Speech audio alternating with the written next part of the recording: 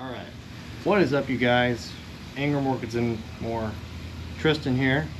Today we're going to do some bare root divisions, repotted, and we're going to show you how we do it.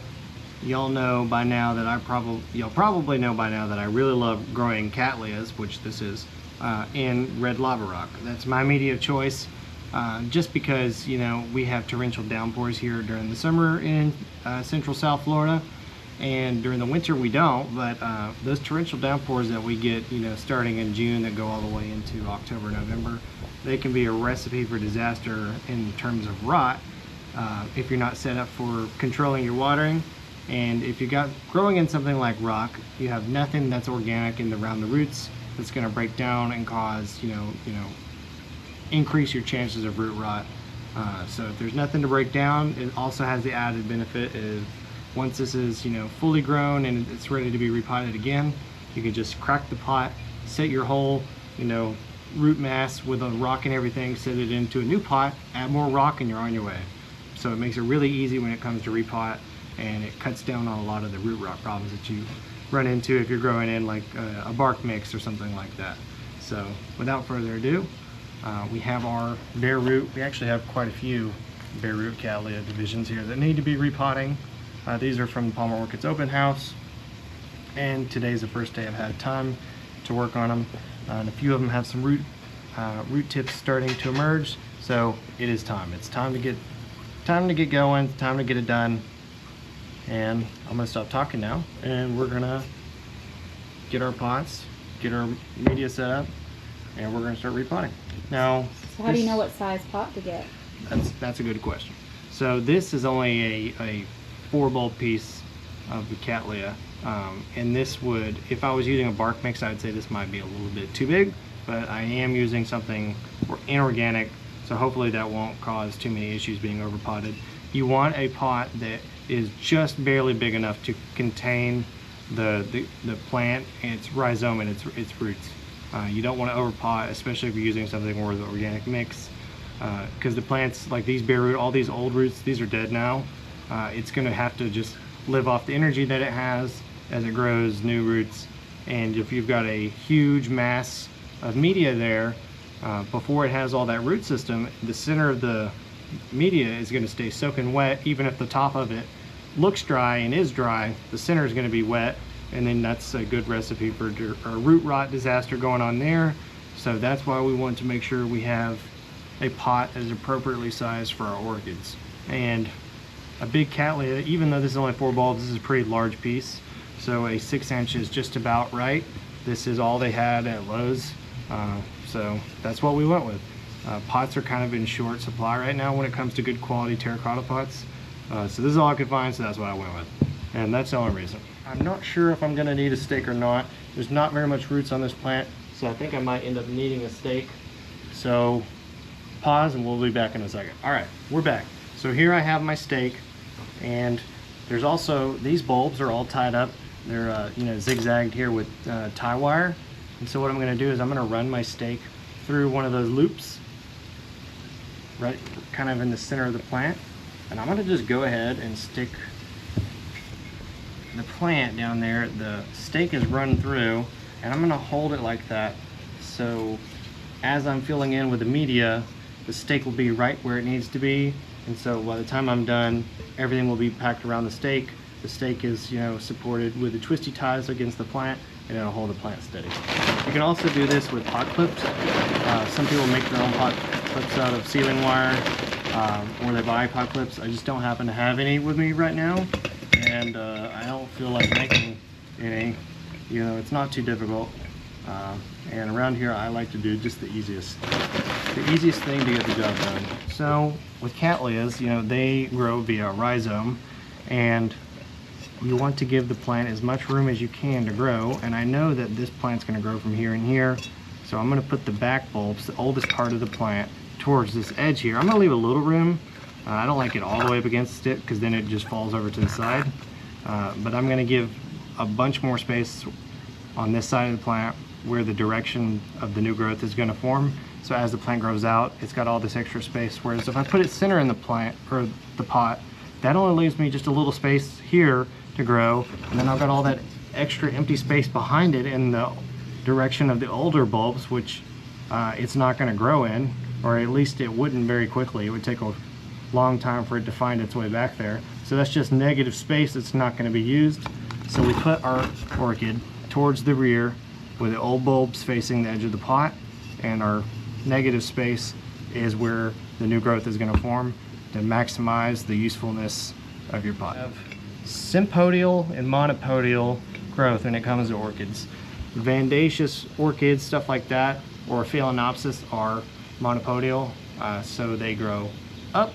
You know, they have like a fan and a new leaf comes from the top, but it's just one single stem, whereas stuff like Cattleyas, they have a rhizome, just like, think about grass. Grass has a stolon or a rhizome. You know, the rhizome is growing, you know, pretty much parallel to the ground or its growing medium, and new bulbs or new leaves are going to emerge along with new pseudobulbs as that rhizome grows, and that's where you're trying to grow. You want to keep your rhizome flush with the same level that it was before. You don't want to bury your Cattleya too deep. You don't want to bring your Cattleya up too high. You want your rhizome to be just about flush with the top of the media, and that's pretty important, because if you go too low, you're going to end up with a rotten Cattleya. It's going to rot because that rhizome is below the media line, where it's not used to all that constant moisture. And if it's up too high, it's going to starve from dehydration, because the plant's going to be searching for water. The roots have further to get down to the media. That being said, sinking the plant too low is probably worse than bringing the plant up too high. So do with that information what you will. Just strive to make sure that the plant is repotted about flush with the rhizome at the media level, just where it was before. And you're asking, why did I not trim off those dead roots? Sometimes I do. If there's a lot of dead roots, we will trim them off, because that's a lot of dead organic material that's, you know, just can be eaten by saprophytic fungi. But in this case, a little bit of the roots being left is actually going to help hold the plant in place. And that is why I have left a few of those dead roots. And a few of them are not completely dead yet. They are still absorbing a little bit of water, I can tell. But I'm leaving just enough to hold this plant steady. The stake can only do so much.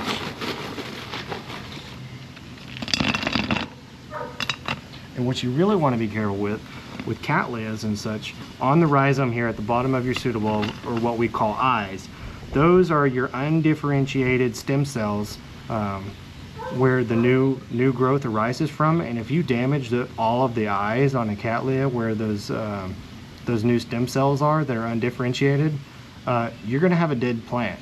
You can have all this green tissue here, but if you've destroyed every place that the plant can grow new growth and, you know, continue the rhizome, if you damage all of those areas, you might as well throw the plant in the trash, because it's not going to grow. And you should inspect all of your eyes too when you're looking for divisions or you're repotting your plants. Make sure that those eyes are not rotten. A lot of disease-causing fungi will infect those eyes, and it'll cause them to go black and dead.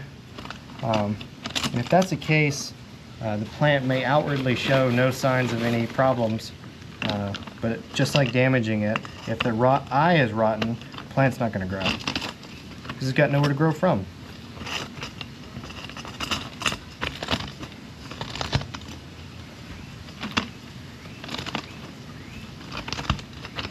Again, I'm pushing down around these eyes, so I'm just being really careful. I don't want to damage them.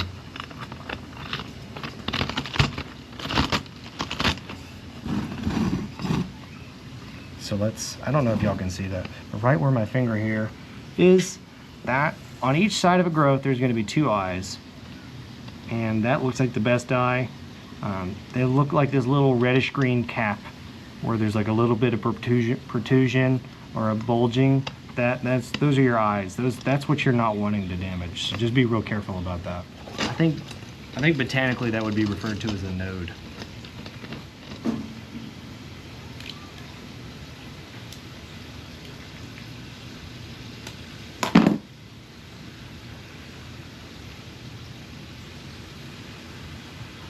We use just a little bit of twisty tire here at the base of the stake around 2 of these bulbs just to make it more secure. And there you have it, folks. It looks a little sloppy, but as long as we don't have any gale force winds, that'll most likely be just fine. Right there is Cattleya Pamela Hetherington, cultivar coronation. And then this has got an FCC. Woo-hoo! At least I'm pretty positive. It doesn't say on the tag, but I'm pretty sure coronation has an FCC. So, first class certificate. So this is a division of a very, very nice plant. So, We only grow the best here. and it's not a bad idea to apply a fungicide, a good systemic and topical combo fungicide over the entire plant, roots, plants, foliage, all of it, when you get new divisions like that, just because there's a lot of fresh wounds, there's a lot of opportunities for pathogenic fungi to take hold, and you know, sometimes you're not going to be, there's not going to be a 100% success rate. Sometimes, you know, divisions, you know, they don't work. That's why a lot of times bare root divisions are cheaper, is, you know, you're taking a chance that by, you know, propagating the plant via division, you know, it's not an established plant. So don't, if you kill a few divisions, don't fret, it happens. Just keep an eye out when you're buying divisions. Make sure you have good intact rhizome material with lots of good eyes. Make sure, inspect the plant, make sure everything looks healthy. If it's got a few good roots on it, that's good too. But just the more you purchase bare root divisions, the better you'll be at looking for good healthy material. And like I said, don't quit at the first couple, you know, if you lose a few, it happens. So you know, it's a chance game, but we're just setting the plant up for success the best way we can, and for the rest we're just hoping and praying.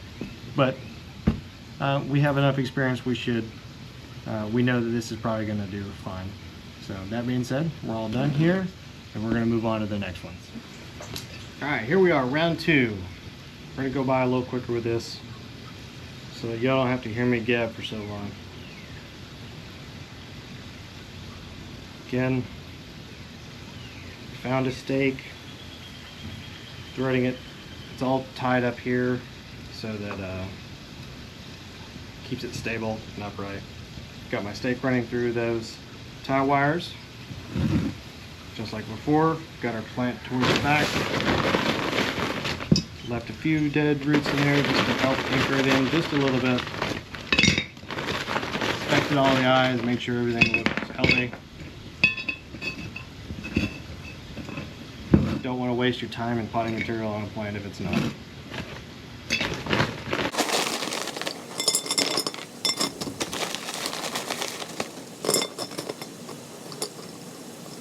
Side note, you may want to wear gloves if you're not used to dealing with lava rock, because it will tear up your finger tap. I've got some pretty strong calluses on my hands. Not the strongest hands in the world, but if you're not used to working with lava rock, it will tear your SHIT up. I mean, it will. If you repot multiple plants with lava rock with your bare hands and you're not used to how rough it is, you're gonna have some blisters. You're gonna have some raw spots on your hands.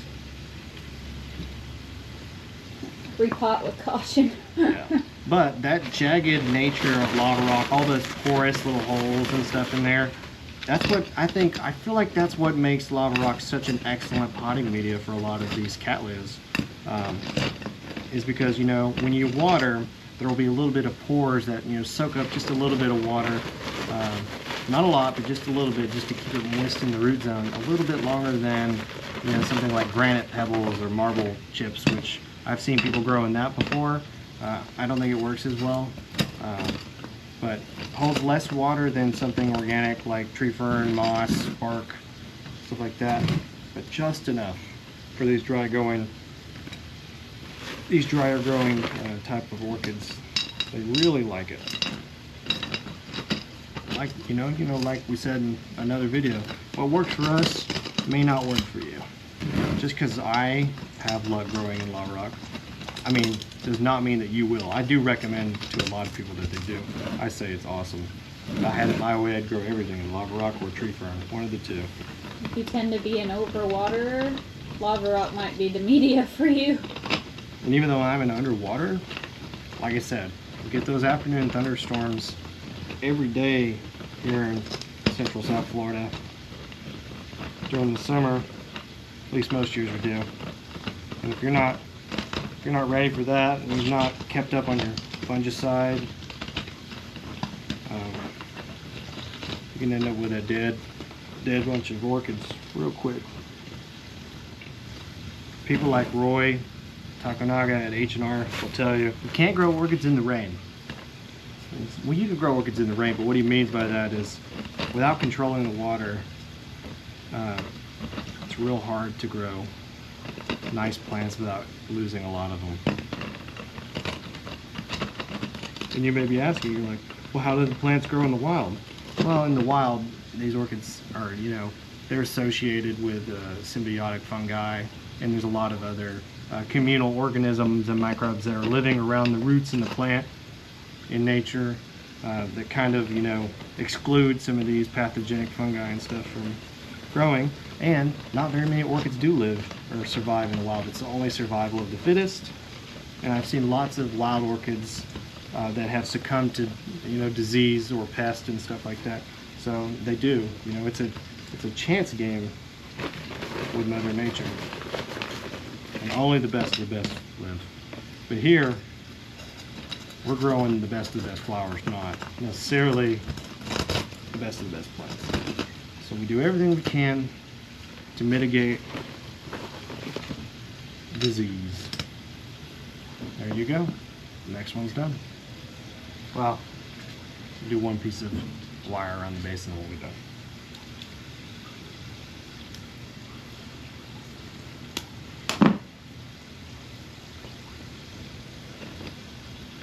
And this plant, this is Cattleya Time Life. This is one I'm really excited about.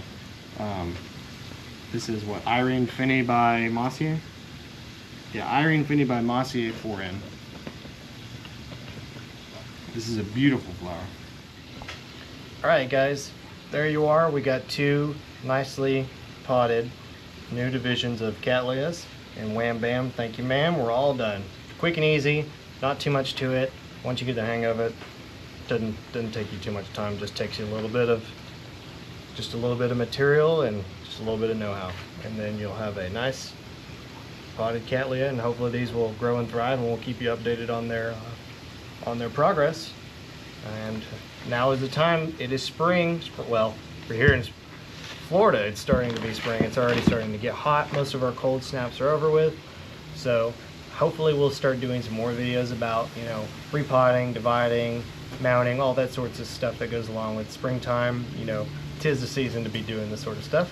But we thank you guys for watching, and we'll see you in the next video. So don't forget, hit like, share, and subscribe if you liked what you saw. And if you didn't, I'm sorry. I'm just doing the best I can, guys. But we'll see y'all in the next one. But if you don't like it, your orchids won't bloom. Yeah, your orchids won't bloom if you don't like it.